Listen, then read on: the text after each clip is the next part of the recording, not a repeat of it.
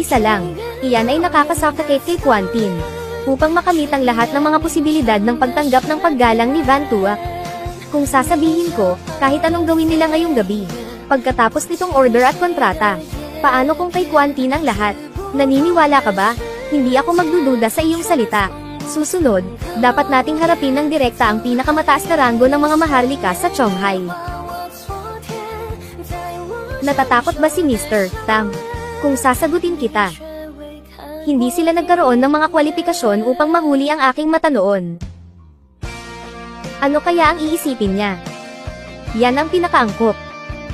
Tara na. Miss Jiang, long time no see. Jiman, Jihang, matagal nang hindi nagkikita. Nandito si Van Min, mangyaring maupo. Dito ka muna maupo, okay. Teka.